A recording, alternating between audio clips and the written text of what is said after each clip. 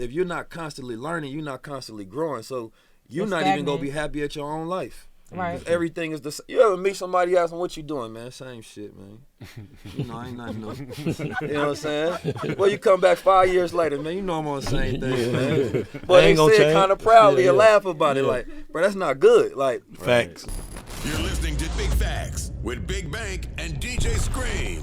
Coming to you live from the Blue Room, you know what it is. DJ Scream, Big Bank, Baby J. It's time for Big Facts. We got a special guest in the building today by the name of 19 Keys. Give it up for 19 Keys on Big Facts. They've been at us about you, my brother. They've been at us about this high-level conversation, so we're looking forward today to the situation. How everything good? Everything good with you? Man, everything a blessing, man. It's good to be here on the Street's favorite podcast, man. There you go. There you go. Shit. There you go.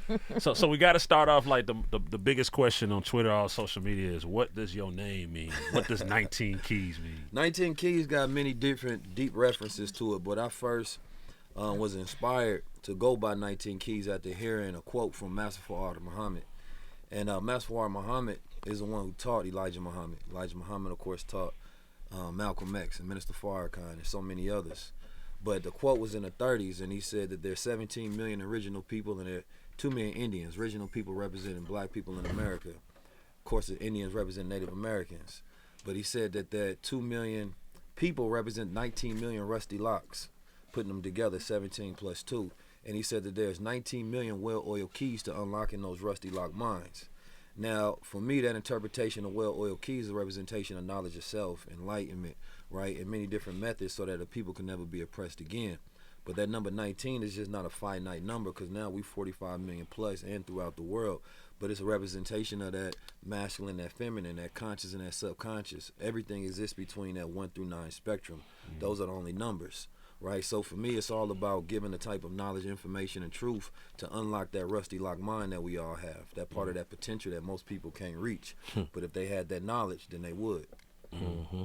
So what would you say to somebody starting off in the journey of higher consciousness that might just be at the level of, they don't understand nothing you just said? Yeah. You see what I'm saying? Like, what's the beginning point of you, in your opinion, of reaching a higher level of consciousness? Man, studying knowledge yourself. You know, I think that first book, any book, you know, or any black man in America or woman or anybody should read Message to the Black Man. I think that's a starter guide to consciousness. You understand me? And I think once you get that, you got a foundation to build off of. Because when I was taught at an early age, when I was young, that I'm a god, right? I was taught who the black man is, who the white man is, what the world is. So therefore, I'm never shocked by, events that happen in the world, because I was already taught the type of world that I was living in. But for me, knowledge itself is that study of who you are. Most people can't answer that question, who you are. You ask a person how you doing, they gonna be like, good. You ask a person who you are, they get stopped for a second. Some people even get offended by the question, right? Because they ignorant on themselves. So for me, it's about literally studying yourself, right? Understanding how you was programmed, the type of language you speak, the where you grew up from. Like, nothing about who you are now, you understand me, is accident. It's all from your programming from a child, your indoctrination, the things that you was taught about the world, politics, education, and gender, everything right now, right? So it's about gaining knowledge yourself and starting from that reference point. So let me ask you this. Would a person, I guess, who has moved past that oblivious state of their self-conscience technically be considered a paradigm shifter? Well, a paradigm is, can be conceived in many different ways. Like, your habits is your paradigm. If a person is stuck making $15,000 a year, $30,000 a year, it's because their habits add up. Every single thing that they do in their life adds up to $15,000 or $30,000. So you have to do something to shift that, right? A person that's in bad relationships, they in a bad relationship paradigm. We're in a certain kind of economic paradigm. A paradigm shifter is one who really, throws the rules to the side and decides to add something new to the world, right? So yes, you shifting your paradigm when you're adding new value, new knowledge to yourself. So you start executing, moving, speaking, and doing things in a different way. Now you're entering into a new paradigm. Right. So what's the first step of knowing who you is? Like, what you think the first step is?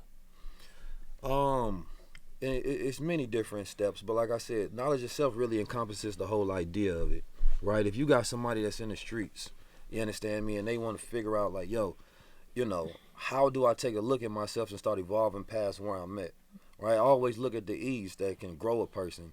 you got your environment, number one, right? Because your environment is connected to your nature, but it can override your nature. You understand me? So if you influenced by people that speak a certain language, that do certain things, then you automatically most likely go assimilate to the same way. You start acting like the people that you're around. So you got to audit your environment, right? Do you want to become your environment, or do you want to stay in the same environment? If you're happy with the level of success that everybody in your environment has, you can look at that as your ceiling, right? That's essentially your dream, right? Same thing. Then you got the next E, emotional intelligence. Most people don't have enough emotional intelligence to understand their own thinking and feeling process, right? So you got men and women who jealous and envy of each other because they don't understand where those emotions arrive from. I always break down jealousy. It's like when you see somebody have something and you want it, you don't want them to have it. And envious is just when you see somebody and they have something you want, and you don't want them to have it, but you want it too. So you envious of them at all times. And so most people don't have enough emotional intelligence to check themselves. You understand me? And so this generation, I feel like, is operating more off emotion than feelings, and than logic and rationality, right? So then you got education. You can't do nothing with the people without them having some knowledge, right? Like, what skill sets do you have that can pay you? What skill sets that you have that can allow you to be independent? What skill sets you have that allow you to build a life that you want? You understand me? So your education levels automatically matter, but we live in environments where the education levels are low, so the people in those environments only make a certain amount of money, never able to rise out their conditions and things of that nature, right? So looking at just emotional intelligence, your environment, your education levels, right? And then for me, it's about experience and execution, right? Your experience dictate how you view and see the world, right? Like, most people never leave the hood, so their mentality is completely based in the hood. Yeah, exactly. Right? Even when they get on social media, they looking at the hood on social media. People from that environment that's like them. So they curate that same sort of thinking, so they never go outside their box. Yeah. Right? Because they really not trying to change, because we was taught that change is not good. Right? When change can just represent growth. That's all that really means. But human beings fight to stay the same person. Right? Even if it's not a good person. Right? So, understanding your experiences and putting yourself into new experiences forces your mind to change and think, feel, see, and perceive the world in different ways. And then execution. Do you actually take action off the things that you learn and know? Right? Because this generation, we informed about a lot, but we not knowledgeable, or we not educated on most things. Right. You just got information on it. That's facts, right? Information is getting facts. A person can get big facts, but they might not operate. You can teach a person how to build a whole business, and they'll just sit there and be like, thank you, bro, I appreciate that. But they take it as entertainment, right? Instead of like instructions to execute off of. So me, I like to create these systems of analogies, because I feel like it's easier for people to remember, and they can literally go and grade themselves from a 1 to 10. What's my environment like? What are my experiences like? What's my level of execution? What's my emotional intelligence, right? And what's my education levels? So what are some of the things you think you think a lot of the things that people consume, whether it's what they watch, what they hear, what they eat, affects like the energy level that they're on? 100%, right? Like, if I meet somebody who's, on a biological level, your body, your physical feet, you understand me? You eating good, right? You working out, you taking care of yourself. So your gut health, heart health, mind, brain, all of that. Because most mental health is brain issues, right? Brain health. Most people never put anything in their brain that actually like positively charges them. So you may want to have a positive day, but you got a negative body. You understand me? Because of the things that you eat, right? Then you can look at it from a spiritual level, right? Like, is what you doing aligned with who you are, right? Your values. So most people, you can make money, but you may be doing something that don't spiritually fulfill you at all, so you become depressed because you unaligned with yourself. Facts. Right? Then you have sociological level, which is environment again. The people you around. Like, oftentimes when you start making changes, it's the people that are around you that start to make you feel like perhaps I shouldn't be doing this, because they not changing too. Right. But then you realize that you don't make change for others, you make change for self. Right? So because they not changing, that's not a bad thing per se, because each person has to go at their speed. Right. Like, you can motivate a person with words, but you inspire a person with actions. Right? Even when you speak, and if I tell you about a story that sound good, that's motivation. I'm trying to give you a motive to do something. But if I'm telling you about what I did, or if I'm leading by an example, that's inspirational. You understand me? Then I'm telling you how I did it, that's educational. You understand me? So now you have an actual foundation to go build off of. And most people, they do more motivation than inspiration and education, right? So if you grade yourself from a course, then the last one, of course, is psychological, your mental levels, what do you know, right? People who actually learn are happier, they live longer, right? This is scientifically proven, right? So it's like, if you're not constantly learning, you're not constantly growing. So you're not even going to be happy at your own life. Right. Everything is the same. You ever meet somebody asking what you doing, man? Same shit, man. You know, ain't nothing new. You know what I'm saying? Well, you come back 5 years later, man, you know I'm on the same thing, man. But they say it kind of proudly and laugh about it, like, bro, that's not good. Like, facts. Life, like my pops told me, you know, time is the measurement of motion. You run out of moves, you run out of time, and only dead men don't move. So you got to find something to do every day. Like, to me, work is a prayer. You can ask for it or you can do something for it. How did you tap in? Like, what made you tap into this? Man, I done had an interesting life. You know, I grew up, and I was born in St. Louis, moved to Oakland when I was 2, right? So I grew up with a black Muslim background, a black Muslim family household, but my father and my older brother was more street Muslims, if you will, right? Because in Oakland, California, it was just a different dynamic. You understand me? The Muslims out there sort of moved like a mafia, right? They ran and controlled they blocks and hood that they had in that parameter because they was very militant. You understand me? So I grew up seeing black men with power, with structure, with their own school systems, things of that nature. So as a youngin', this was already programmed into me from based on what I seen. Right. Then, you know, as you get older, teenage years, you in your rebellious years, we in the streets. I done caught many of cases. You know, last one when I was 19 years old, my father and my brother co-defendant, some assault type situation. Somebody snitched on me, said I did something that I didn't do, clearly, because I'm not guilty. But, that's how justice works. You know what I'm talking about? But I remember I was locked up, and I was reading this book. It was a story book, you know what I'm saying, fictional. And I read it. It was about like a bank robbery or something, and it kept me entertained for the time that I was in there. But when I closed that book, I look around, I'm still locked up, and I'm in no better position mentally, financially, to get myself, you know, any closer to my freedom. Right. So my older brother, who was behind the bars fighting his case, when I ended up getting extradited to Oakland, because I was traveling at the time, he gave me a list of books to read. You understand me? These books were stuff that can actually, you know, help me be strategic in my case. Like, help me think during this situation, because we used to go through the whole process with the lawyers, picking a juror. You know, I remember my lawyer, he was just, you know, big fumbling. He reminded me of the Flintstones guy. You understand me? That was the main character. And I remember even after beating my case, he was like, man, this is the first case I won. I don't know if he was joking or if he was serious to this day. You understand me? But he acted like it during the whole case. Because I remember reading certain things and like asking him to file certain motions. And he was like, I don't know about this, but I'm going to do it anyway. And he'd do it, and it actually helped the case. Yeah. Right? So when it got to that point. So you didn't really have a lawyer then? No, I ain't really have a lawyer. Like, I was never going to put my freedom in his hands anyway. Yeah. You understand me? Like, I always be thinking, what would God do? You understand me? And he not going to let like somebody else's knowledge or experience dictate what happens to them next in life. Right. Right? So when I read those books that actually helped me engage my reality better and strategize and execute, after that case of getting that non-guilty verdict, you know, I never wanted to learn, read, or do things that had nothing to do with my freedom or progress, right? And then I thought about, you know, the 80% of young men that just plead out guilty or have a lack of finances, right, that end up getting in trouble in those situations and have to do time because of, you know, lack of support, lack of finances, lack of education, right? And, you know, growing up in St. Louis and Oakland, you see it all day, all the time. Like, if I go back to St. Louis now, probably 95% of the people I grew up with dead or in jail. You understand me? Or on drugs somewhere. So it's like when I think about that, you know, I always wanted to be that key in somebody's life, because at that time, my older brother was that key in my life. You understand me? He gave me that game and that knowledge. And everybody don't have somebody that gives them that unlocks them at that point in time. But I done had so many different experiences in life. It was never just like one thing that made me who I am. It's like this cultivation of things.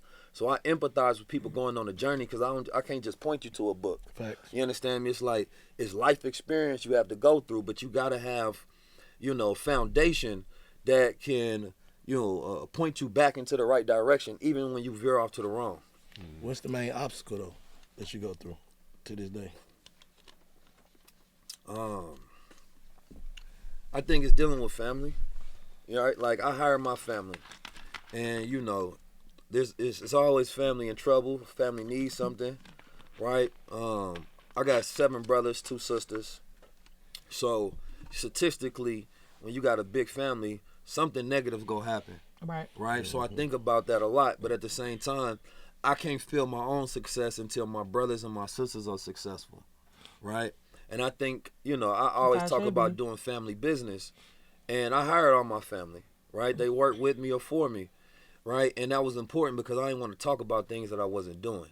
Right. But that's probably the biggest obstacle, is just dealing, I can deal with my own issues. Like that's light work to me. But making sure the family is straight, that's a different kind of responsibility. Because whatever you think you have, let's say your net worth, it's your assets minus your liability. So like the money you got coming in minus the debt, right? Minus assets that you own, like things that actually worth something that make money. So you could be making $100,000 a year, but if you got to give 20 to 30 to 40% of that to family to help them up, then that's not your real net worth. You got to decrease it by the liabilities that's in your family. By that percentage. Right. Yeah. So like educating them is key, and educating the people around me so that everybody on the same level is key. Because I like leaders around me. I like bosses around me. I like gods around me. I don't like followers. I don't like people that don't know how to think for self. Right. So most of my worries is about other people. None of them is about myself. So let me ask you this, just going back to when you were talking about knowledge of self and like kind of knowing who you are. I saw somewhere where you were having a conversation and you were basically saying that when somebody asks who you are, you don't really have an answer for them because you're like forever evolving. So what exactly does that mean, and how can somebody kind of take that and apply it to their daily life without being offensive? Right. I heard Tupac say this before. He said, I got thug life tatted on my chest, but he said, that's like high school. Right. Like, even when you leave high school, you still keep your high school diploma. It ain't gone, but you graduate. Right. And I feel like every level of life, you should be thinking, what's my graduation point? Yeah. Right. Like, it's not that I'm disrespecting where I came from, but I'm thinking ahead where I'm going. And most people don't have a vision, so they don't have nowhere that they see themselves in the future. The foresight. Right. So for me, it's about evolution. Like people ask me, where you going to be in 10 years, 20 years, 30 years, right? It's your plans and it's God plans. I just try to line mine up with God as much as possible, but I'm always thinking, what's my next vision? Because as soon as I'm doing something else, I'm not about to be relishing on the past. I can't relive the past besides nowhere in my memories, right? So instead, what am I doing next? Like I got to constantly feed my vision and my imagination with an idea, and I can't do nothing without a vision. Like if we want to collaborate and do something, you got to give me time to see it. I got to see it fully, and then that's going to activate me to where I'm up and I'm ready to go at it. But until I get that vision, I can't make a move. So it's like your vision could be long-term, or what I'm doing for the next 2 years, or it can be what I'm about to do for the next few months. So I live life in cycles. You understand me? You have up cycles, then you have cycles where you cool off, you find your average, then you go back up and you continue to peak. And it's like you got to keep rising and keep rising. Right? So a person that have a vision ain't got no problem with moving forward. It's only when a person ain't got a vision, they don't know where they're going. Facts. Right. Big facts. So you think everybody born to be great? I think everybody born with the potential to be great. You understand me? I think destiny is based on what you think, right? Like everybody, I don't think all people are equal. I think we are different. I think greatness looks different on everybody else, but we start chasing the way greatness looks like on somebody else, right? So it's like Facts. A person may want to speak like me, but you was never born with that gift. You never studied and trained for that gift. You understand me? So all of a sudden you want something that ain't even for you. Yeah. Right? But you may be amazing at being on the camera. You may be amazing at a writer, and you could be a genius at this, but instead of focusing on that masterly level gift that you have that I can't even do, you focusing on my gift. Facts. So it's like Facts. social media created this reality of just compare and contrast all day long. And you're disrespecting your own gift. It's hella disrespectful. I think everybody a genius to their own degree. Exactly. But it's like, you compare Einstein. He came up with thought experiments about scientific formulas. He didn't write anything down. He didn't do anything actionable that you can see. He sat there and he was just thinking. He published that and he let the world, right, try to dismantle his theories. And then they had to call him a genius because they couldn't. Then you got somebody like, let's say, a Kanye West, who had the ability to get, you know, put out his music and become one of the greatest artists of all time, become one of the greatest fashion designers of all time, right? And become, at a certain point in time, you know, the richest black man in America, if you will. How do you compare those two geniuses? Because Kanye West's genius, right, is a whole different kind of level of calculation and execution, right? So that's the dangerous thing when we start comparing our geniuses instead of looking at them like, no, it's your genius is whatever you genuinely bring out yourself. It's individual. You understand me? Facts. So it's like there's geniuses in this room, but society don't quantify certain geniuses with the same level of respect that we do everybody else's. Because they measuring it against something else. Right. Yeah. And that's a completely wrong measuring stick. Exactly. So like my genius, it's hard to quantify. It's off the scales. I ain't even created scales for this. So what's your definition of high-level masculinity? High level masculine. That's a good Let's question. get into that. Well, we live in a very low level masculine society, so most people trying to get to base level. They in a negative right now, right? So it's like, for me, high level masculinity is based on your values. You understand me? Based on your value, not what you have, right? It's based on who you are. So like we know certain people that's respectable, that's honorable, right? That have integrity, that got class, right? That's educated. You understand me? That move in a certain way and degree, right? They got an energy when they walk in a room. They try to raise everybody else's value and vibration, right? Like even when they going for things, it's not for themselves, it's for the world, right? That's a high level masculine individual. Big fact. They stand up for other people that may not even stand up for themselves. That's high level masculine. Like when there's a woman that's being disregarded or disrespected, that high level masculine energy steps in front of that or thinks of a way to make sure that situation doesn't occur again. Fearless, right? Courageous. They know how to operate with autonomy instead of having to be told what to do. That's high level masculine. Right? Then you got just regular masculinity where, you know, it's the typical traits of just being a man. Right? The way you move, the way you talk, the way you dress, right? The way you appear, the way you act, your character in society. Right? But most people at a low level of masculine, instead of them thinking from a logical standpoint, a mathematical thinker, right? Most of them just emotional and they in their feelings and they operate off ego, they operate off jealousy, and they operate off envy, and you can't trust them, right? And they have no self-respect or no real power. They don't even want to be men. That's the problem with this generation. They don't even want to be men because they feel like it's too hard to be a man because of the way society portrays men. You spoke a little bit before about like family structure and everything too. And from your perspective, what's a healthy family structure? Oh man, you know I always talk about, you know, they say don't do business with family. But that's because we have dysfunctional families. If we have a functional family, then everybody plays their role. Right? So a healthy family structure is when everybody has a function and a role that they play. If you look at every other race, right, whether it's the Jewish people, whether it's the Asian people, whether it's the Mexican people, they have roles within their family. The son acts in this way, the daughter acts in this way, and not just in that, in relation to each other. So the son and the father relationship is a certain type of way. The daughter and the father relationship is a certain type of way. The son and mother, like, so they have clear guidelines on how each relationship is supposed to be intended and how with they each interact other. with each other. Exactly. So it's a certain way they respect the father, right? It's a certain way you respect the mother. It's a certain, you know, relationship that the son has within that family household and a certain dynamic that the daughter has, right? So now you're not guessing on what people supposed to do, and you know when somebody out of line. So the greatest degree of family gonna always be man, woman, child. You can't get away from that. Everybody got here from there. You understand me? So that's one that everybody on the planet Earth has to respect, but it's also the one that welfare destroyed. So the most dangerous thing is when you see black men and black women, instead of, you know, weaponizing our accomplishments against each other, we figure out ways to work with each other. You understand me? And build with each other. And so even when we talk about family, it really just goes to the spectrum of how you do proper relationships and the science of relationships. And that's something that most people don't understand.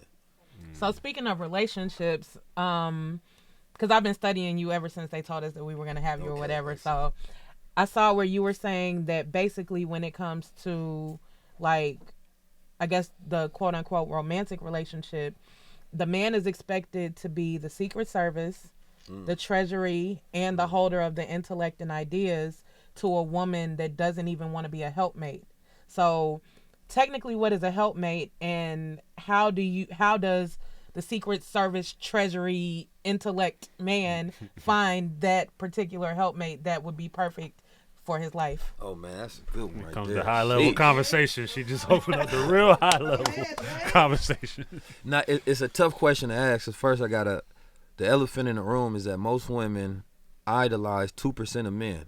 Those are the men who make $100,000 to $200,000, right? Mm-hmm. But the reality of it is that you got to get to a point in society where a woman can love the average man, right? Because the rest of everybody else, that's the 98 to 99 percentile. Right. So when we have a society based on idolizing the 2%, we become disillusioned about what we want and what we can get. About the majority. Yeah. So first of all, you have to think about, and I just had an interview with this good sister named Tiffany J, and she's a millionaire, and we was having a conversation with her, and she was explaining how, even with her being a millionaire, even if her man didn't have much, she would help him, right? Yeah. Now, I know most women, they think, I'm not helping no niggas no more, right? They tired of the potential. But I don't understand that. Like, why would you not crazy. help if it's somebody that you love and that isn't a bum and has the potential to be greater, and you guys are supposed to be building together? Is it the independent woman, boss woman independent type woman of thing that goes on in the culture? That's probably part of it. That's the whole idea of the dependent man and the independent woman are repelling each other. They go in opposite directions. The dependent man can be depended upon, and the independent woman depends on no one, right? So they have no need for each other, right? Damn. And so that's when we talk about functioning roles again. When a man is in his proper role and a woman is in her role, what does a woman have that a man don't have? She has a womb, right? Mm-hmm. When a woman is given that sperm to that egg, right, it produces something. I think nature provides gender roles, not man. We can just study the differences between us, right? So a woman, when that baby comes out, she nurtures that baby, right, with that milk, right? She is the one that holds that baby. She has a connection, right, with human beings that man could never get. We will never go to the point of brink of death to produce life, right, into reality. So that's a connection from a physiological level that we just will never experience. Or understand, possibly. Ever. We can empathize, but we can't never experience, which is a completely different level of wisdom on that. So a woman is always going to have these nurturing qualities biologically that she's set up for, right? So with that, and you take that, what does that exist and look like in a household, right? For a man, for the most part, especially a man that has something that's on the move, he wants support, right? When he gets home, can she make peace, right? I was taught that, a woman provides gentle challenge, right? Because she don't want a man that she's coddling and he's not doing nothing, but she also has to understand the finesse of challenging a man, right, without putting him down. Right. Because a woman's most powerful, element is her words. Facts. Right? Domestic violence on women's side happen with her words. Facts. What men, for the most part, is physical. Facts. But they actually say with words, it can damage a person long term. Way worse. Because you can heal in the physical, but in that mental, when she tell you ain't shit, it cut deep. Facts. Right? And you already feel like that. Ways to cut deeper and deeper. Facts. Yeah. So it's like being a helpmate, but you can't help a man that don't have a vision. Right? For sure. If he don't have a vision and he don't submit to nothing, then you can't submit to him or you can't help him with nothing. So a man without a vision don't need a woman. First he needs a vision. Then he got to figure out what he submits to. So when he speaks to his woman, he can ask if she submits to that same thing. And she's going to submit to that through him. And so she can keep him on track like, bruh, you said that so-and-so, but you're not even doing this. Right. Now she can check you. Right? Because the only way she can submit to you is if you actually align with who you say you are. What if she never do submit to you, though? Then you got to find you a new one to submit. Big facts. You understand me? I think you shouldn't force to try to make things work that's unaligned. The moment you find unalignment, for me, unalignment is like, all right, we going on the same path. Then you get to a point you start talking about religion, faith, beliefs, vision, how you should move around other genders, how you should go into different spaces and places. And then it's going to get to a point where we find agreement and cooperation in this whole thing, or it's gonna get to a point where I don't agree with that. Now y'all going in different directions. So you have to, like, anytime we sign a contract, it's terms of agreement. So a relationship is a business. Business is activity of life. So as long as we moving in the same activities of life, we conducting the same business. But the moment that my business partner don't agree with my activities, now we got a disagreement, right? So now we got to create new terms. Sometimes our current terms can be, we got to null and void this contract, right? Because we no longer working together. So a reworking relationship, right? A woman is in her proper function, and like a man is doing the details of what he's supposed to be doing. But understanding if y'all believe in the same God, submit to the same God, understand the vision, that same function, have the same mission, values, and purpose, those are conversations that's normally not had, because the person will look at what you have and ignore all of the things that you not. Right. Gosh. High level conversation. Yeah. No, that's real. Hey, sure, man. sure. Big facts times high level, man. You know, What kind of shit you go through just being you, like from the public? Man, I think, anywhere I go out now, it's at this point where, I've been doing this for almost 10 years now. So I'm used to being known. But now it's just at this level. And it's a good thing because, every time I see people, sometimes they have questions all the time. Like I'd be in the airport or in the restroom, people want to ask me some high level questions, and that ain't the time. Like it's just not the time. You feel me? But I'm always respectful for the love and the energy that I get. But I find myself in this position where there's certain things that I don't like to see in the culture, and I end up being that one that speak on it. Right? So sometimes I have to make these secret enemies because they mad at something I said, but it was truthful. Yeah. Right? So for me, as long as it's truth, I don't mind losing a friend over it. Right? I don't mind creating a secret enemy. You understand me? And so I think what I deal with behind the scenes is secret enemies that'll never let me know. You understand me? And then, but with the public, the love and the energy that I get is unparalleled. Right. You understand me? People act like they seen Michael Jackson come back sometime, and, and I appreciate that because I know that the only reason is because you tuned into some knowledge. Yeah. So I tell people, like, it's not me, you tuning into yourself, and you using me as a conduit for that frequency, right? So I'm just happy to be that element. But, I don't be dealing with too much sucker shit, though, to be honest. I keep to my own. You understand me? Like I said, I got a big family. I got solid partners that I've been knowing for a long time, so I like to stay in my environment. So I know that one of your other many attributes is that you're also a fashion designer. Yeah. So my question to you is, did you have any interest in fashion before you worked for Prada, or did your tenure there kind of provide the motivation for your clothing and your headwear line? Now, honestly, it was my older brother. My older brother, real street dude, Muslim at the same time. But he is an artist, so he got us into art when we was young. Okay. Great artist. And I remember when I seen him design his first shirt and clothing, that inspired me. Okay. You understand me? At an early age. So I remember when we used to wear certain things, cats in the neighborhoods asked us, to make something for their hood, right? Or make some sort of design that they wanted customized. This was years and years ago. And for me, I'm just one of those persons, the moment that I feel like somebody go pay for something, it's valuable, right? So you got a skill set that you can go produce at home, something you can do, and the rest of the world see value. If one person find a value, 10 people will. 10 people, 100 people, 1,000. So also there was just this time and point where I was working with them just doing their marketing. I wasn't designing. I was happy to just help, right? The design came about because I wanted them to design certain things, and he didn't want to design it. Right, so I just designed it myself. That's just the type of person that I am. Yeah. Then I realized, like, I actually good at this, right? You feel me? And then when my older brother and his baby moms, they kind of stopped doing it because of their relationship, I picked it up myself, right? He was locked up at the time, and I'm designing things, and people's paying me to customize stuff. Like, I'm literally in the house painting, hustling, trying to get money on side of my job, but this actually felt good because people liked it. Right. So, that turned into me, like, having these shirts that said Assalamu Alaikum. And that, to me, was like a protest shirt. It was at the height of, like, 9/11, when everybody against the Muslims, right? So I went outside with my Assalamu Alaikum shirt on, right? That's like me talking shit to the world. Like, what? But when I wear it, it was love, though. Right. Like, people honking their horns. Wa alaikum salam. White people walking up to me, telling me their stories and stuff that I want to hear. And, but that just let me know, like, that was another level of value that I had, so I started reproducing those in mass. I remember my bro, Mr. Fab, out in Oakland. Shout out to Fab. Yeah, shout out to my bro, man. I fuck with Fab. Yeah, he had his shop, and he asked to put something in his shop, and it was this one I think it was at the Philando Castile. I think that's his name. He got shot 12 times. Yeah. And he put out a music video called 12 Shots, but he was wearing the Assalamu Alaikum gear. I called it Musa Hill at the time. And one of the ox out from Kansas City was like, man, I didn't know you had that. with dope era. He was like, nah, that's Key stuff. So bruh ended up flying out maybe like a week later. I'm working at Prada at the time, but I'm ready to fire them. You understand me? Yeah. You feel me?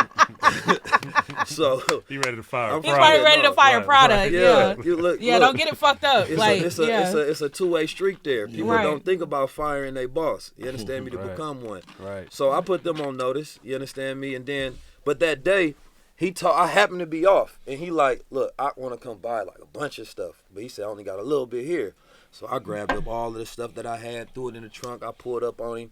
I bought like $2,000 worth of stuff, and I took that as a sign. Like if I was working, I wouldn't have the time to actually get the capital to invest in my dream. You understand me? So this time that I'm spending over here would actually never allow me to be free. So I never knew what my life would be like unless I fired them. So I took that opportunity before I was even ready. I fired them, ended up getting me a shop downtown Oakland for, it's supposed to be short term. I ended up having it open for almost 2 years. Okay. Right? The owner, he ended the contract, wouldn't allow me to extend it no more, even though we was popping. Because it was because of gentrification, right? Well, and I think at the time, and he's a good brother. Shout out to Baba. But I think at the time he wanted the shop to be representative of his brand. And I feel like my brand had kind of like took over that energy of that block. Oh, okay. You understand me? So I understand. But at the same time, I was flowing on social media. Clips was going viral every single day. So I'm like, you know what? We just go take this online. Right. I didn't have time to continue to like put out my full clothing, right? Because we had stars like Amari Hardwick and Lakeith Stanfield and Tessa Thompson and many different people come in there and buy stuff. So I just focused on the crown. So we created Crown Society. I traveled around the world crowning people.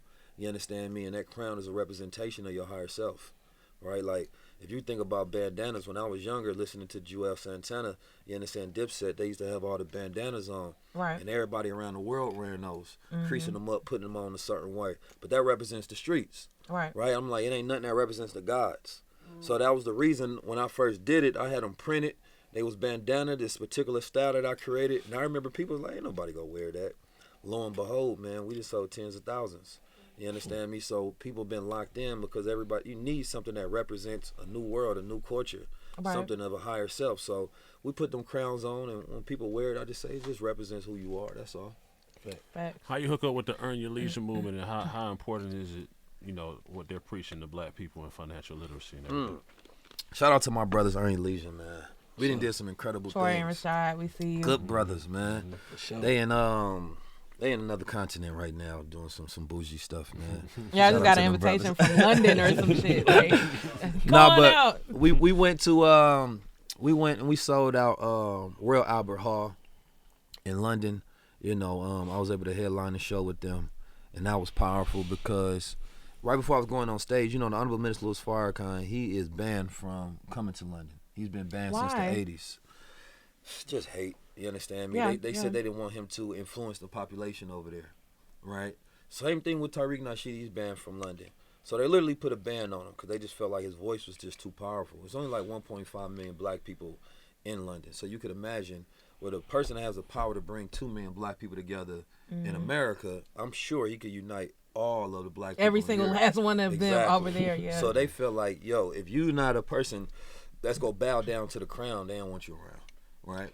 That's deep. So the minister actually out there, he sued them and won, though, right? So they were supposed to let him through, but they didn't honor it still. But anyway, before I was going up, the minister was telling me, he was like, the minister had Royal Albert Hall booked, right, when he was on his way coming out here. So it felt like we was doing something bigger than ourselves, right? So we came out to J Electronica and the minister, and it's a 3,000 plus people, and it's one of the most prestigious halls in the world. And this is not something that's for entertainment, but people like literally came out and they showed up to be educated and leave, right? So we really created a model that can like replace concerts. You turn up a bit. Shout out to Wall Street Trapper, to Beatty was there. My brother. Ian Dunlap.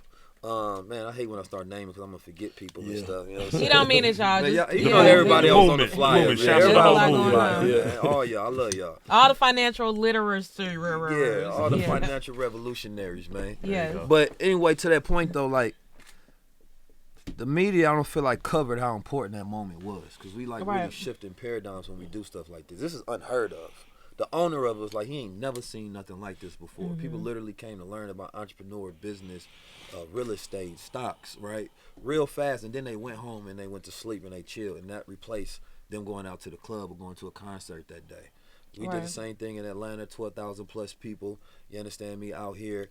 And these models of what we doing is, you know, most of the time we think about saving ourselves is politics, right, or it's a job, right, but we teaching do for self, right, we teaching how to create your own business, we teaching skill sets for your assets, right, like they tell you to go to college, get a degree, get in debt, and hope that you can pay it off. That's a scam.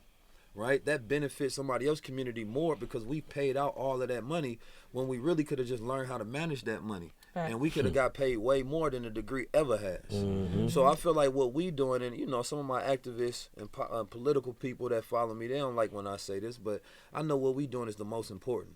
We done put all the mainstream media, they put, you know, $1 billion+ each year, right, trying to get people elected. That same money can just go towards education.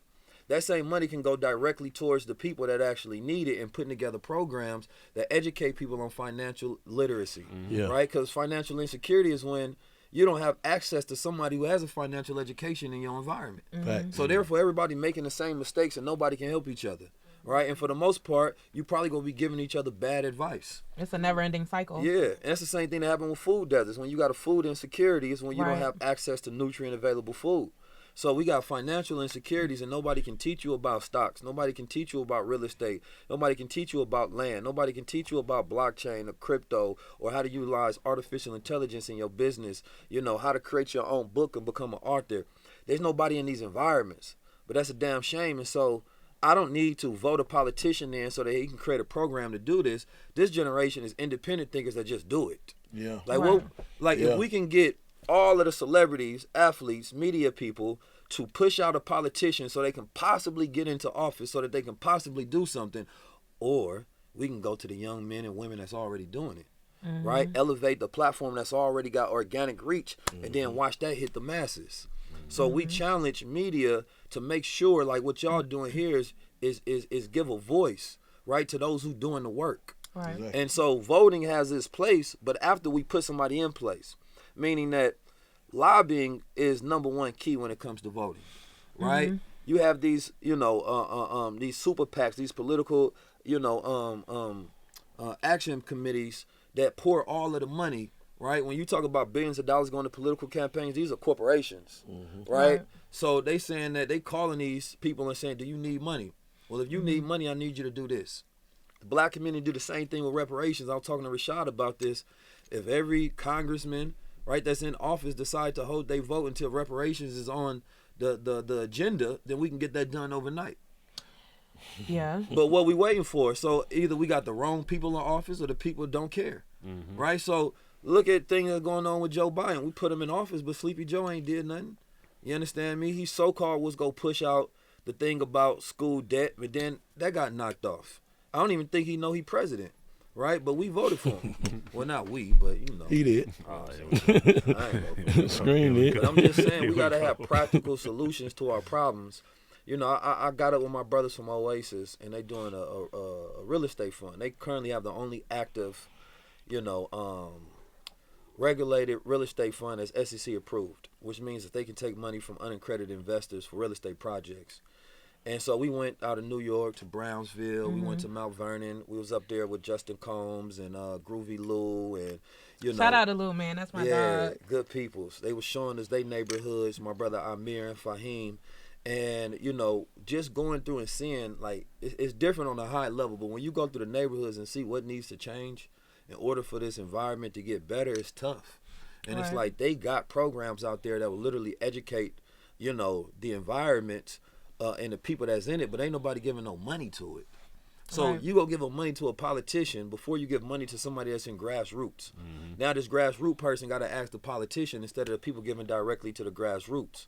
They gather the community and they can decide if they want to give money to somebody that's in the community to become a politician that represents the agenda for the people, right? Because we tired of politicians lying. It's like watering plants. Exactly. So it's like, when you got people that's doing actionable things, that's teaching hundreds of thousands of people financial literacy, that's allowing them to create their own jobs, their own businesses, new skill sets, to be able to buy their house, to get investment portfolios, that to me is the root of the problem, because poverty, comes from ignorance.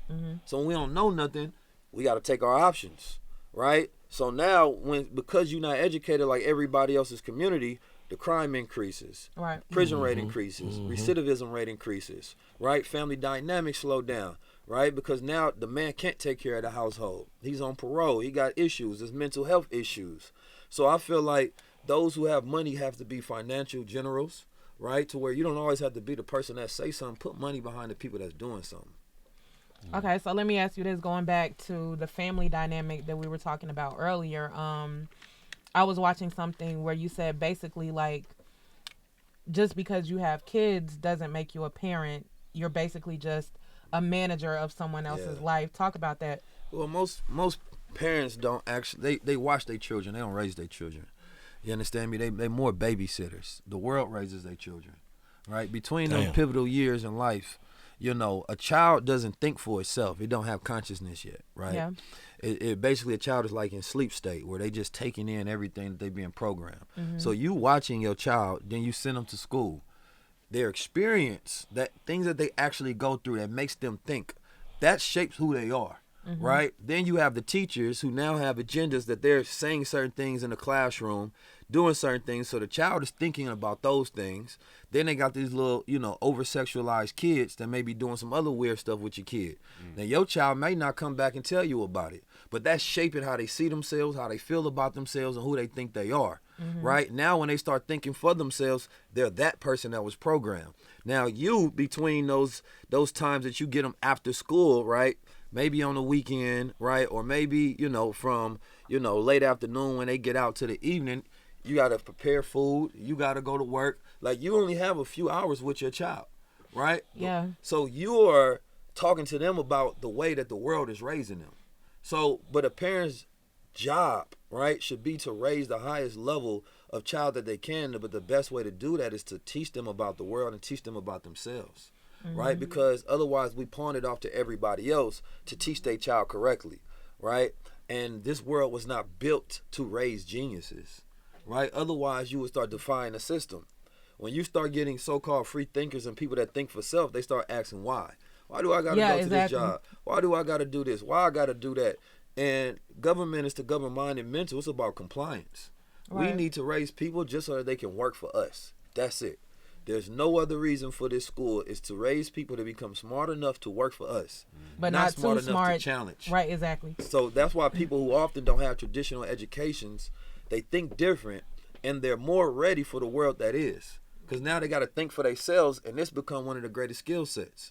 I don't need you to tell me how to use I don't even call this a phone. This is a computer, right? The phone is the least thing that you do with this thing. You don't even like people calling this no more. You understand me? But Steve Jobs and them, they created a computer, and they gave it to everybody in the world. You understand me? Those who can afford it. So now you can literally go on this computer, create your own media machine, right? Like, money be screaming at us. You have to ignore money now. Cats is like, man, write a book to get some money. You understand me? Do Airbnb to get some money. You understand me? Do social media to get some money, right? Get on the stocks and get some money. Like, it was never like that before, ever.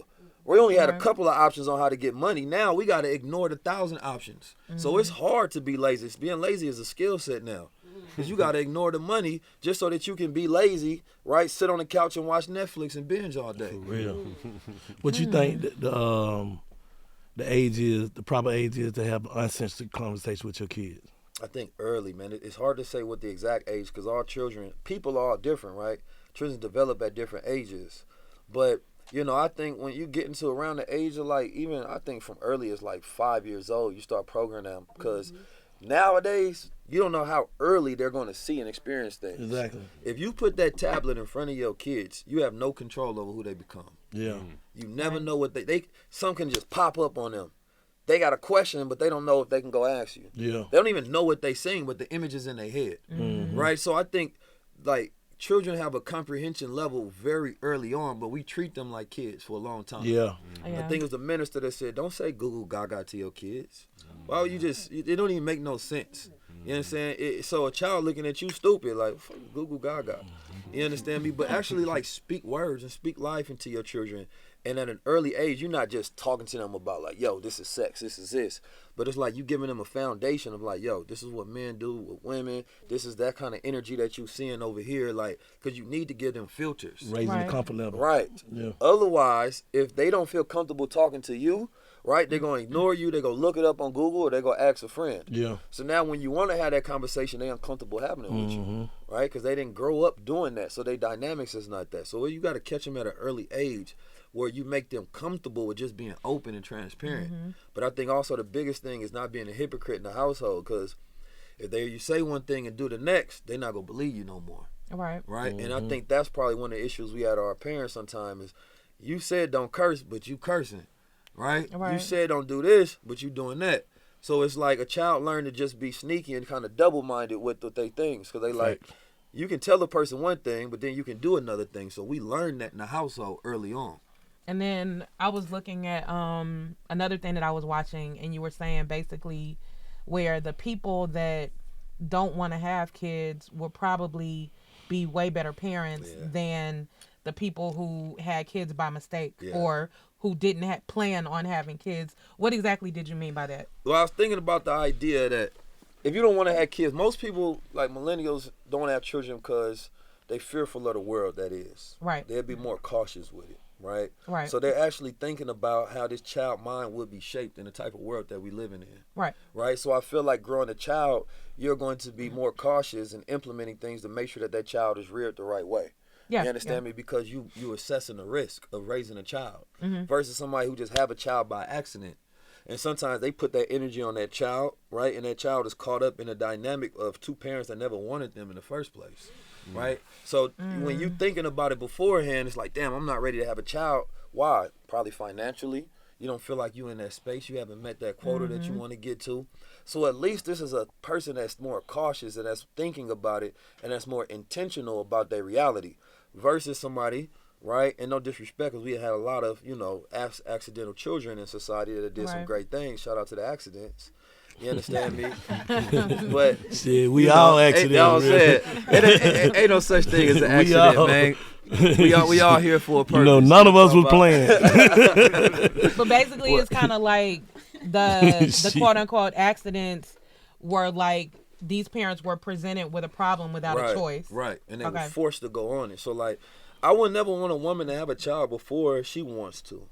You understand me? Because there's going to be a certain level of regret forever. Even if she might, this is still, I love this child, but there's still an energy. I could be doing this instead of raising you, right? So like, a woman that wants to have a child, it's a certain energy that she gonna have towards that child, because this was intentional. She got a vision on, I want to raise them this way. I want to dress them. I want them to go to school like this. I want them to learn this. I want to be like this, right? But without having that intentionality in what you're doing, right, then that child can be raised any kind of way. Yeah. So I think it's just dangerous. You got to plan to have children. And I know a big thing now is like Planned Parenthood, but like Planned Parenthood is literally about aborting children, but Planning Parenthood is supposed to be about raising children. Damn. High level conversation. We love it. 19 Keys. Yes, sir. Let me ask you. So, what's the soundtrack to 19 Keys' life? Like, what do you listen to? And then, is there certain music you stay away from because of the level of consciousness you achieve? I mean, do you ever listen to any low level shit? Hell like, yeah. Shit, it's hard not to. You feel me? I grew up in Oakland and St. Louis, so the environment curate low level. I say soundtrack to 19 Keys is like Nipsey Hussle though. You understand me? Like Nipsey Hussle music is like, it's inspirational music, and like a big factor in my life is like inspiring people, but getting them active and in the mood and like being on that marathon of movement. You understand me? So like Nipsey Hussle, but then my brothers make music, so I gotta shout them out, of course. Bashir and Jack Heller. These are my brothers. They think like me, but my younger brother, he make music that sound more like a street god. You understand me? His shit is like on the verge of a little ignorant but elevated. Right. And then my other one, his is he like the spiritual future. You understand me? that's how I feel he is. That's Poop. You feel me? But then I like a lot of some of the new cats like Lil Russell, man. He be slapping. You understand me? And I like the business model that he got going on.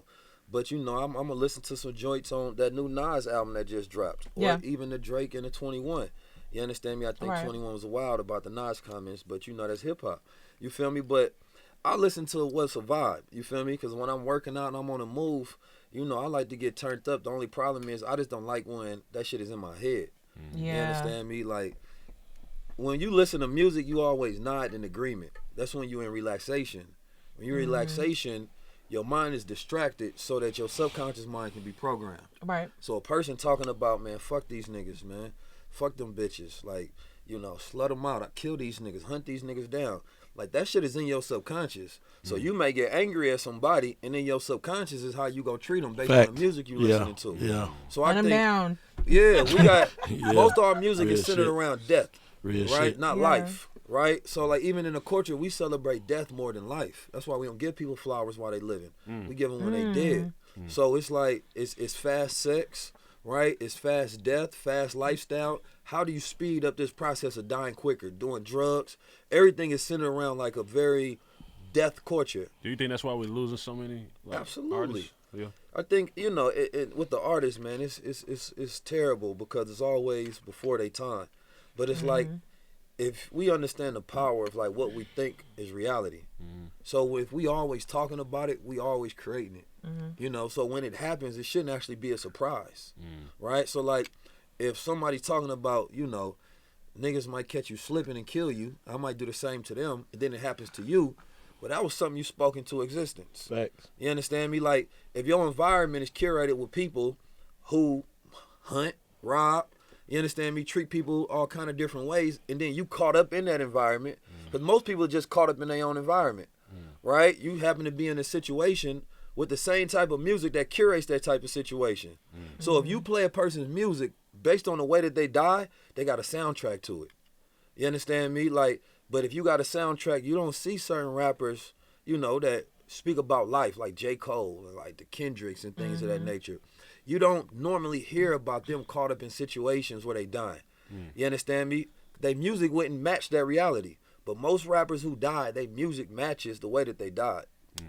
Damn. So how you think we disturb the narrative that these people are making a certain type of music because they only think that's the type of music that will make them money or make them a livelihood? Well, I think look at the top.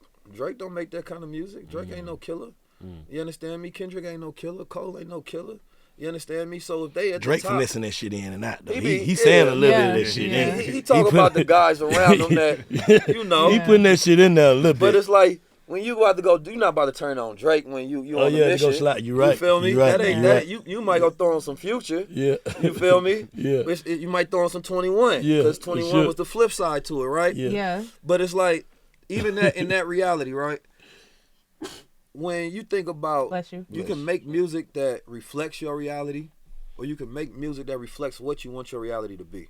Yeah. Right? So it can be aspirational as well. We don't always have to make music, yo, I sold crack to my mama, so I'm going to rap about it.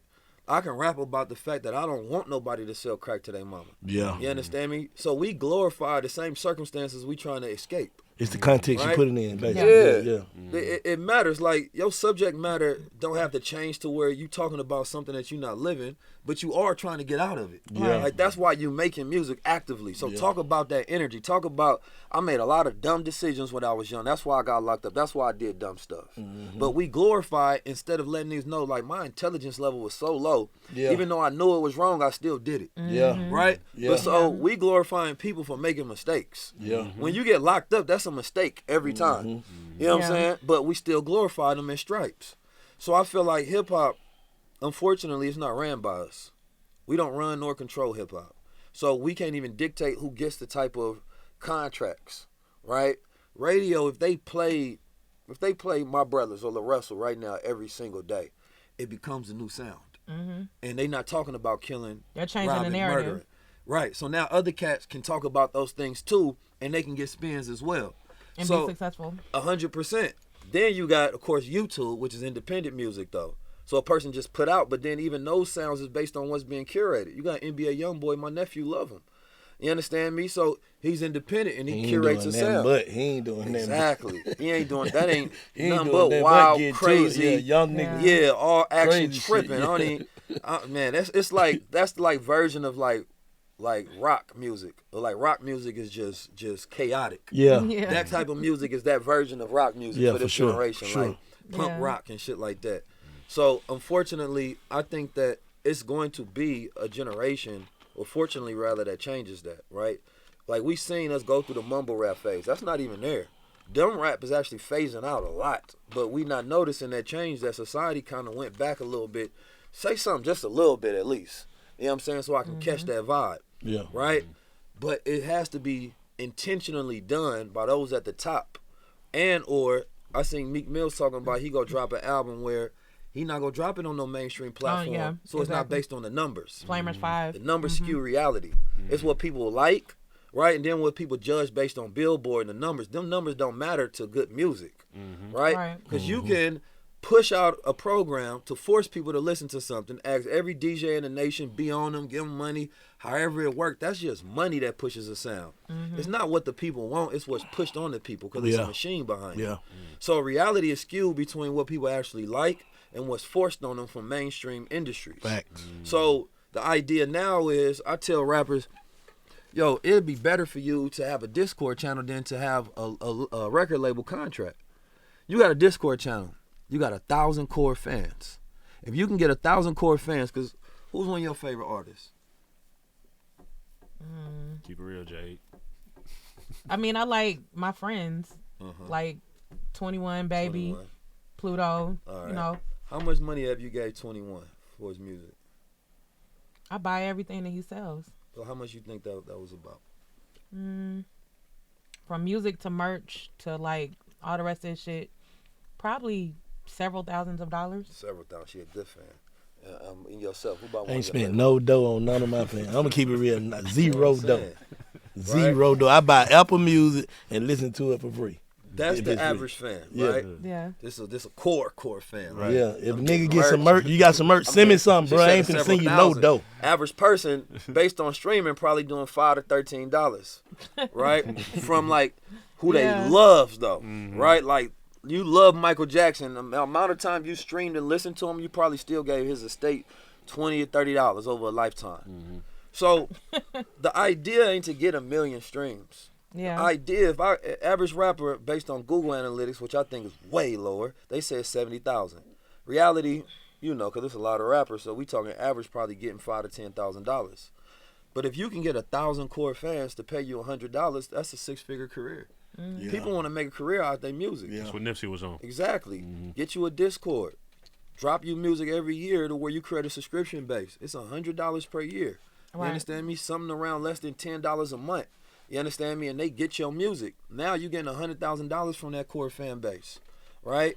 Get you 1,000 fans or 100 fans. And if you got a solid base and you already got a platform, get 100 fans to pay you $1,000 and you don't get music to nobody else. So now you guarantee 6-figure releases when you drop. All right. Right? This is the idea kind of constructed around Web3. It's not being the product, but like leveraging your intellectual property. And that's what music is, it's content.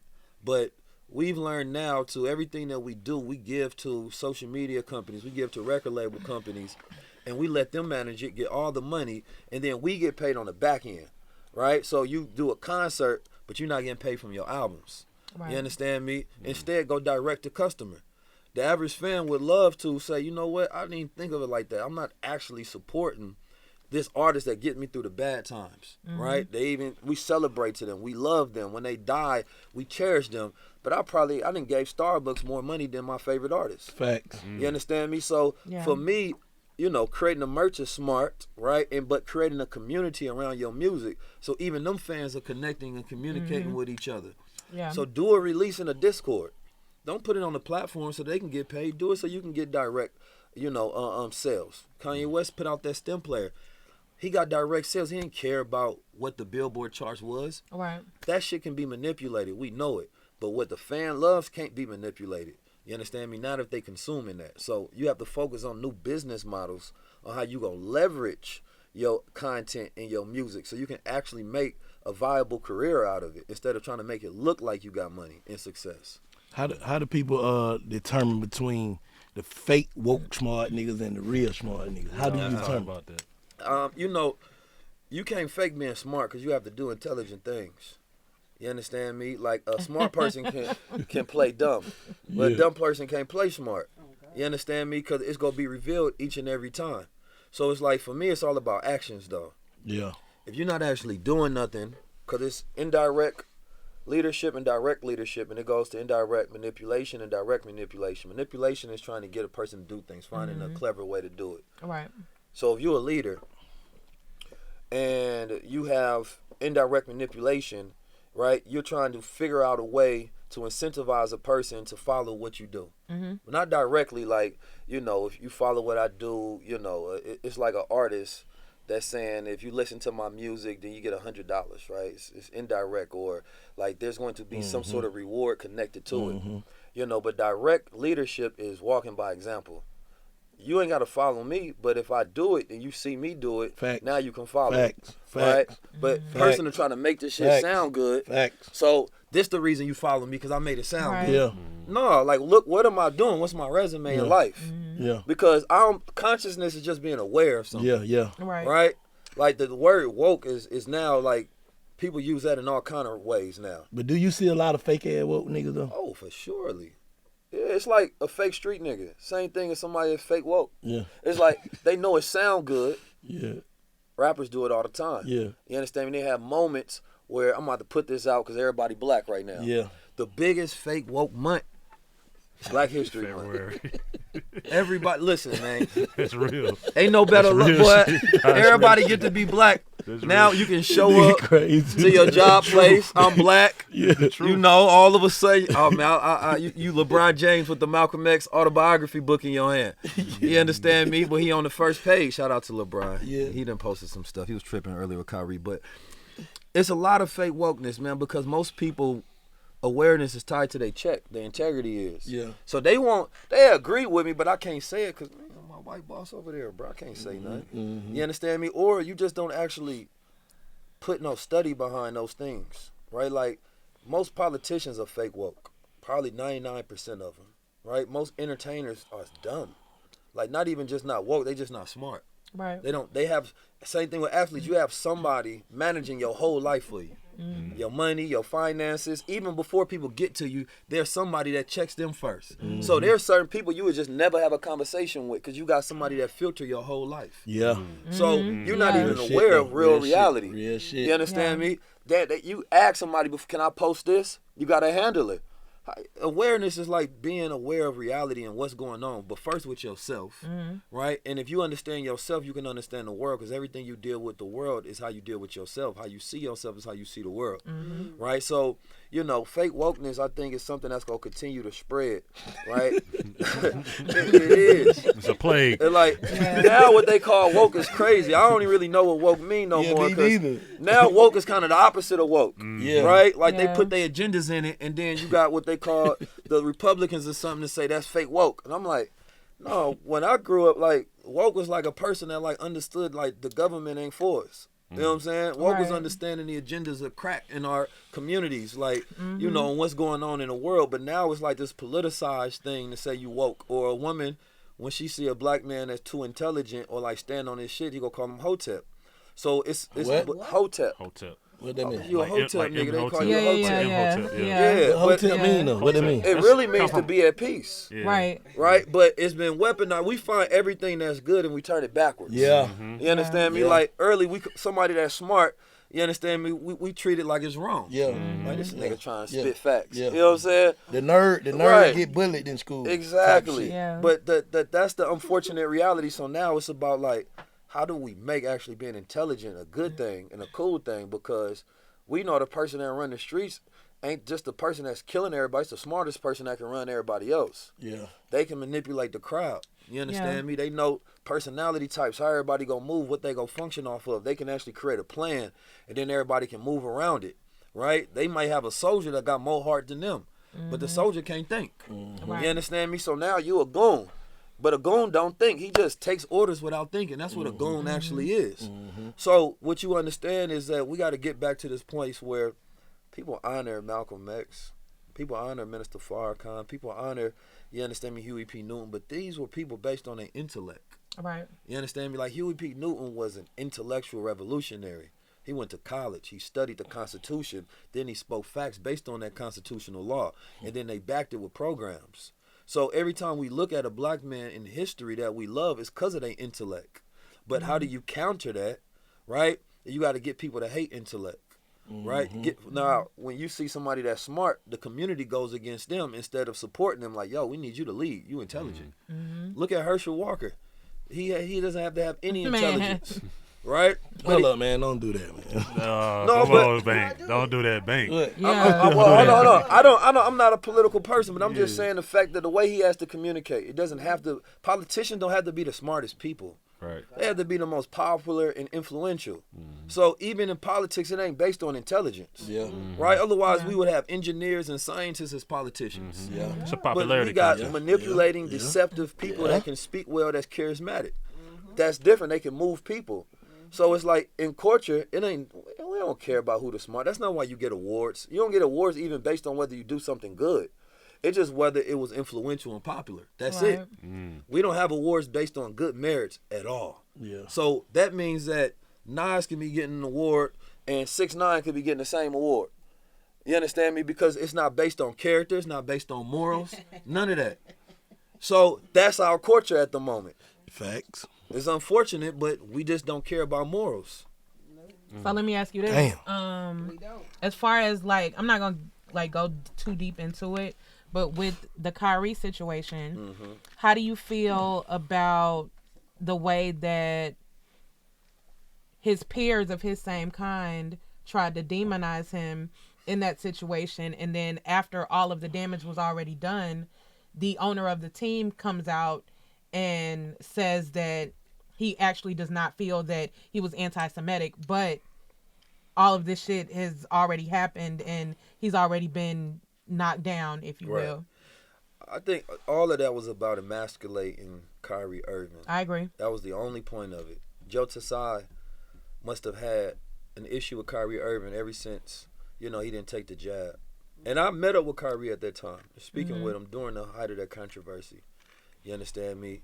Kyrie Irving is a cool dude. He has to be like one of the most humane, level-headed, like spiritual people that's authentic in their journey. Right. Like oftentimes you see somebody that presented on TV, you gotta wonder like, is they really like that? And that's like who he is when nobody's looking. You understand me? So when you on a spiritual journey, you start to uncover knowledge, information, and things that help you on your journey. So you share that information. So it had nothing to do with him anti another people. It had everything to be him about being pro himself. You understand me? And learning himself. And so his colleagues know that though. They know this about Kyrie Irving. Yeah. LeBron knows this. Shaq knows this. Anybody that have met him, they know the man that made a 360 or 180 in his life rather. Right. Where, he was the brother that was wilding and now he's learning himself. But when you do that, you encourage everybody else to do that. You start encourage people to think for self in a league that's 70 to 80% black, right? But like 90% owned by white men. You understand me? So you can't be out here encouraging other black men that we revolutionizing. To think for self. Because you already know if you got people around you, they would have advised you against it. But he like, no, I got to be me, right? But the league should be curated based on the ethnic background of the players, not the other way around. Because they are the dominant. It should not be around the sensitivities of the owners, but the players. Right. Because without the players, there's no league. Right? And so the players don't realize their power. And what happens is they get scared of them being next. Right? So, I got to say something. I might lose. LeBron James, we seen, and, like I said, LeBron done posted some stuff that I didn't put out. And before this, we felt like LeBron had a nice, perfect record. You know what I'm saying? Good black man, good family, all of these things. And he kind of like exposed himself a little bit because he over-talked. And he didn't need to. He could have said, I know LeBron. I know he's not hateful. Hopefully, this situation gets resolved. I think we all are against hate. So hopefully everybody has an understanding so that we know this is not about hate. And I can't wait to see what Kyrie Irving does next so that he can get back to basketball and the game that he loves. Press conference over. But instead, you see what I did to Kanye. I took his platform off because he was saying hateful stuff. I'm not with hate. He kind of hurt a lot of people. So it's like, come on, man. You're the most influential man in the NBA. You can't do that. You can't speak against your brother like that. Because what happens when it's your turn?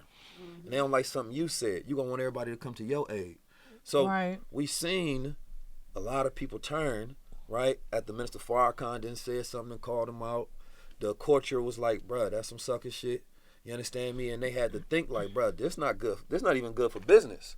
You understand me? Not only I was wrong morally, but it's not good for business. Black people ain't gonna support you going against another black man publicly, because you were like the black man. You understand me? And it wasn't like he made the film. No, he didn't make it, because the owner of, or not the owner, but the CEO, Andy Jassy of Amazon, is a white Jewish man.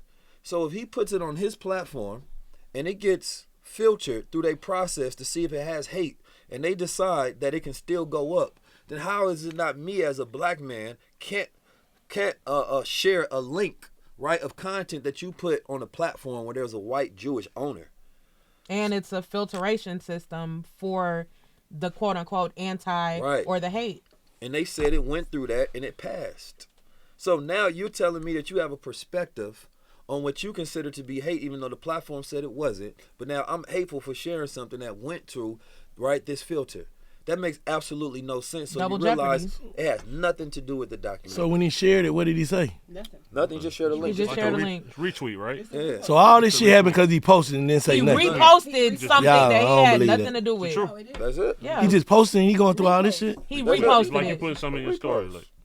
And he's always posting like images of like black things and consciousness and all the time. So when I seen it, it was just like a regular post. I didn't really think nothing of it. You understand me?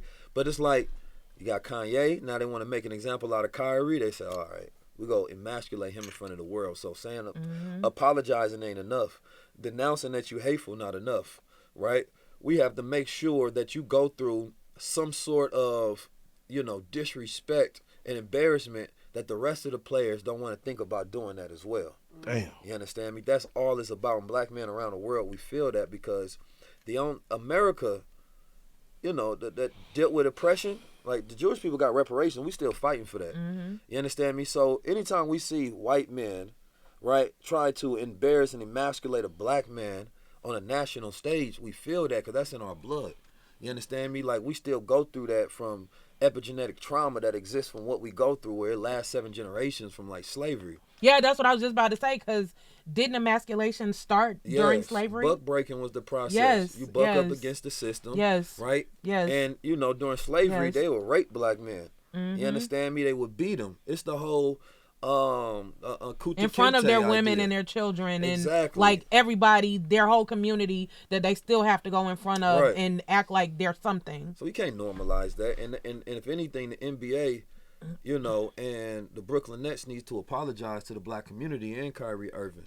You understand me? Because of what they're making everybody feel right now during this time. You understand me? Like y'all of the 1%, right? Joe Tsai has ties, with China and owning Alibaba, where they have all of that slave labor, and ain't nobody boycotting his team.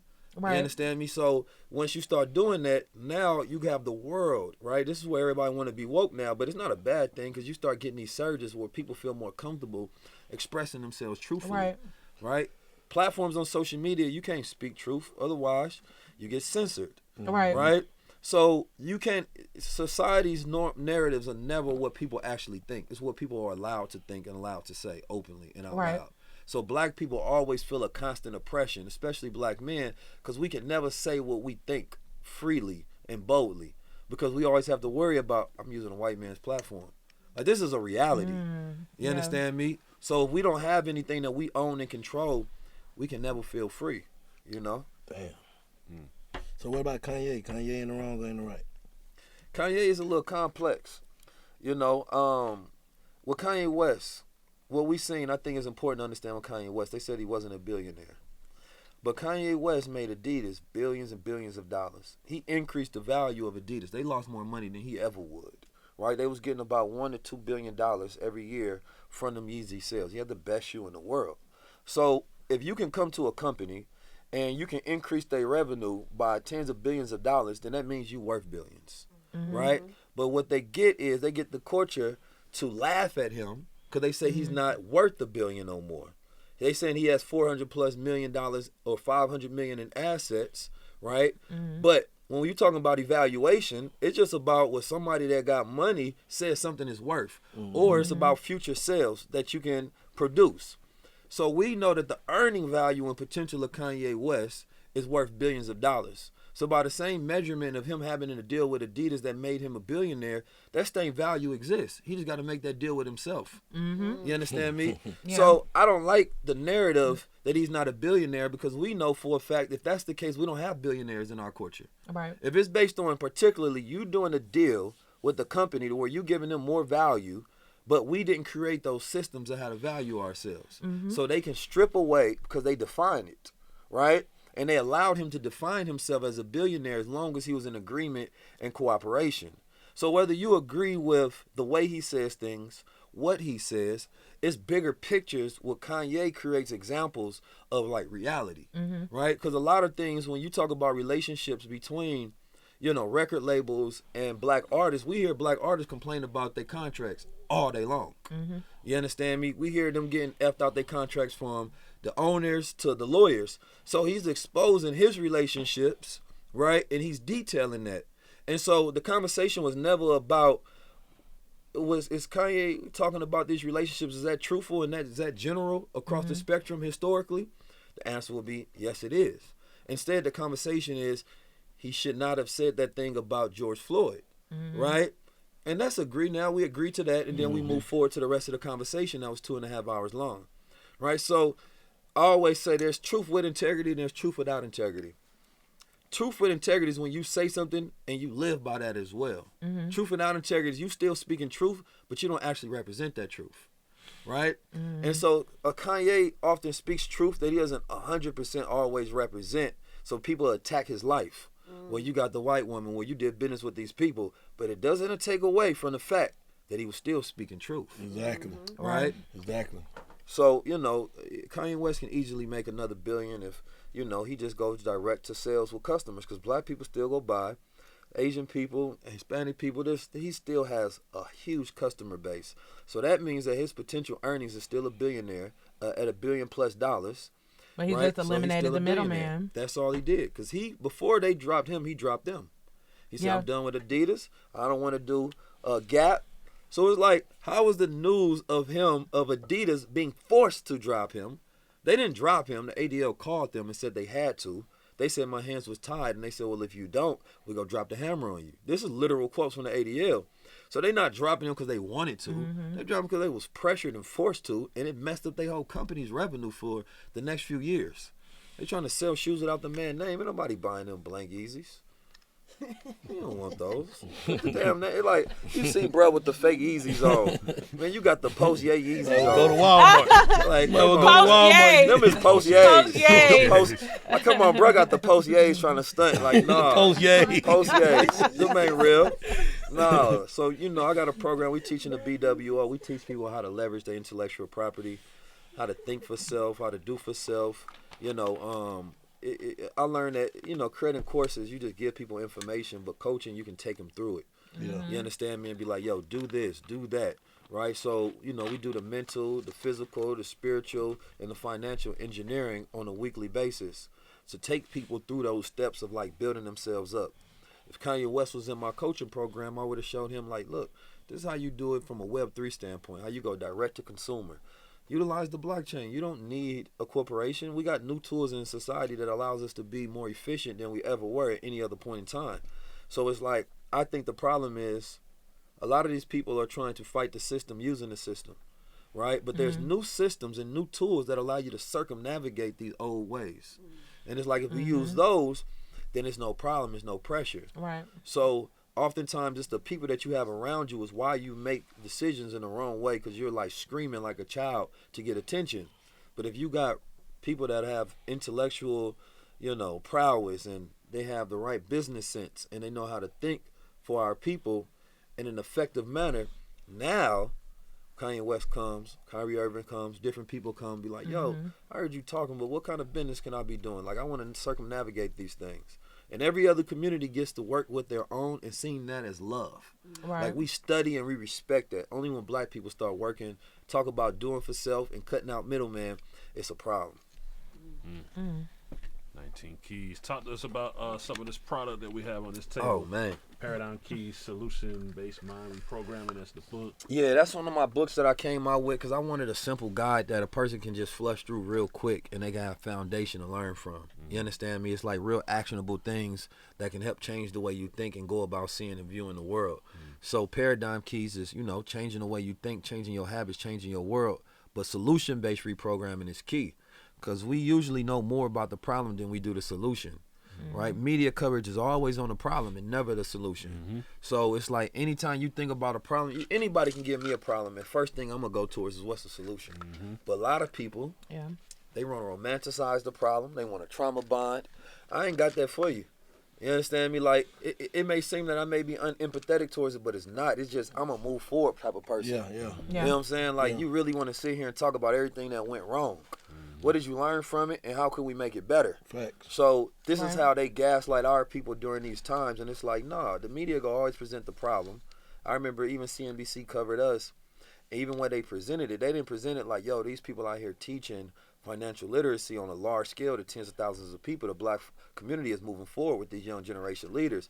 No, they like, black people got 0% assets. We ain't making no money. It's bad out here in this financial climate of a recession. Everything was covered from a negative, problematic standpoint. And it's like, damn, why you ain't covered, like, look at this enlightening thing that's happening, though. Like, if you project more of that, it changes. So I live by that, whatever you water grows. You understand me? If you water the problem, you got bigger problems. If you water solutions, you got bigger ones. You water them facts, you got bigger facts. And talk to us about these products, too. This is the gold. Oh, yeah. My favorite right now is the Smart Moss Gold. I ain't gonna lie. Where you get them at? Where you get them from? So we make them. So we manufacture them ourselves. You understand saying, me? if I want to buy them? Oh, you go to goldwater.com. Okay. We call it, most people have a misconception that Goldwater is our only product because we named it off of our first product. So it is Goldwater Corp, but it's gold, GOLDE, water.com. But it was basis on the habit of nootropics. Nootropics are products that stimulate mental activity, right, and boost brain performance. Most of what we consider to be mental health is brain health, right? And gut health, right? Your gut has a direct correlation with your brain, right? So when you go to the hoods and you look at, we're under-mineralized. We don't eat no food that has minerals in it or light from the sun, and that's what human beings need when we eat. We process that within our bodies, and we regrow our cells, and it allows us to proper function, right, in the right manner. Instead, man, we eat junk, and we eat foods that have no nutrition, that has cancer-causing elements within it, that has artificial ingredients within it. And so, as my good sister said from Surviving Vegan, the front is for entertainment, the back is for information. But we get entertained by the front. Man, this cereal look good, these cookies look good, but on the back, we can't pronounce none of the ingredients, right? So when you eating things that you don't even pronounce or can't understand, nor can your body. Your body, what the hell you just gave me? Epsitol, Red 5, Red 40. You know what I'm saying? I'm going to try to do something with it. But there's like, you know what I'm saying? I don't know. I'm going to try to give you some, I know what you're trying to do.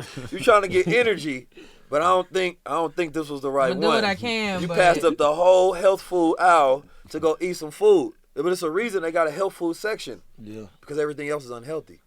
Right? So we know that trying to get the people to focus today is hard, man, because our brains is at a deficient level, and we got the attention span of a fish. Like 7 seconds, we reset now. You understand me? And so when you're trying to get a person to focus on some high level, man, they need that brain activity and function. They need, like, after 25, our brain changes. Facts. You understand me? Like, the way we process and keep information ain't the same no more. So we have to stimulate ourselves so that neuroplasticity to where you can constantly learn and grow is constantly active, right? Otherwise, you get stuck at a certain level. So, that Goldwater been utilized in Egypt for thousands of years. It was utilized in the UK to help curb certain addictions. It's still utilized in medical tools and science, beauty products. Women put gold, right, on the skin because they help with the micro tears in the skin for inflammation and things of that nature. So, I always let people, they just try the gold. Try it over time and see what the gold does for you by re-enhancing that mineral that's already in our body. Because we're born with 0.02% of gold within our body. Right. You understand me? So if you have the element already within you, shouldn't you increase that flow so that you can maintain that electrical body? But this one, I ain't gonna lie, this one been keeping me going lately because that's the organic Addy. Yeah, this the organic Addy. Adderall is, hey, you can't find it no more in the streets right now. Yeah. But you can find that, listen, So we was doing smart mouse, and at first, no, I've been getting excited about this because I done had the product out, but I haven't been actively taking it. You understand me? But I was like, we need to add the gold in there. But I just started taking it over the last few weeks, and man, I've been up. You feel me? Like I was teaching the students in the BWO, and I'm tired as hell. I'm on the road, we traveling, and I gotta go teach a class, and like my energy is like, damn, I'm gonna go in there and man, just be depressed. But I took one ahead of time, and it just woke me up. I'm there teaching for like 3 hours straight, right? But when you study lion's mane, it's a particular mushroom compound, and we have something on our neurons or called myelination, right? Myelination is that process really that allows electricity to flow from one end to another. Yeah. So like when your brain is stuck and you're trying to remember something, it's literally like the electrician between different synapses in your brains not being able to connect, so that information ain't going to connect the dots. So as you get older, that gets worse. Yeah. I need 10 bottles of that. So that gold will make you feel like it's a different kind of, we all got like Taurus aura field, so like it enhances your energy. And, that lion's mane going to enhance that focus. You understand me? And sea moss is a base within that as well. So that's going to mineralize your body. Right? So we call them moss, but really it's the lion's mane and the gold that's the secret to this product. And this is my new favorite, man. That Smart Moss Gold. And that website is? Goldwater.com, GOLDE water.com. There it is. Where they at? You ain't bring none? Man, you can keep that bottle, man. Thank you. Shit. And I'm about to order some. That's on you. No, I'm supposed to be interviewing you though, bro, but it's like I can't come up with can't ask no questions because I'm sitting here learning. You know what I'm saying? I appreciate that, man. And I feel the energy. I appreciate you pushing up on our game. Yes, sir. Yes. Man, I like Big Facts podcast. You got to come back. Y'all the Streets Favorites podcast, man. Appreciate you got hip-hop favorites. You got the Streets favorite. It's different categories, but I feel like, I've seen some of the guests y'all had up here in the dialogue. Right, and y'all have had some real conversations. Yeah, where it feels like that's what we pride ourselves on. Mm-hmm. It feels like the same fearlessness we have in the streets. We apply that to the conversations we have in here when we communicate on. Yeah, so that's what I respect the most. Yeah, we appreciate you pulling up. Salute to 19 Keys on Big Facts. Check us out www.bigfactspod.com. Salute. Smart Mouse, I'm finna get on that. Yeah.